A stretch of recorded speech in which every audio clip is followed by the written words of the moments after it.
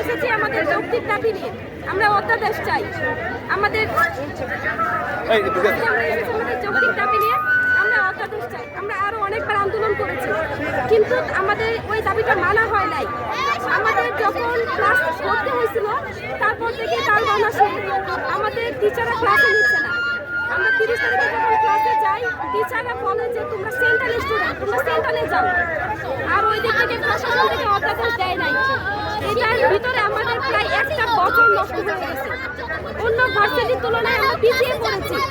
এমনকি জাতীয় ভার্সিটিতে ক্লাস শুরু হয়ে যাবে, এক্সাম হয়ে যাবে, কিন্তু আমাদের এখনো ক্লাসে নেওয়া হচ্ছে না। টিচাররাই আমাদের এগেইনস্টে দাঁড়িয়েছে। যেখানে টিচাররা আমাদের ভাষা দাঁড়ানোর কথা, এখানে টিচাররা আমাদের এগেইনস্টে দাঁড়িয়েছে। আমরা অধ্যাদেশ চাই, অধ্যাদেশ আমাদের চূড়ান্ত সমাধান। যদি আমাদের অধ্যাদেশ দেয় তাহলে আমরা ক্লাসে যেতে পারবো। টিচার আমাদের ক্লাস নেবে না, টিচার আমাদের ক্লাস নেবে না। আমরা যখন ক্লাসে যেতে চাই এটাই বলে দেয় যে তোমরা সেন্ট্রাল স্টুডেন্ট,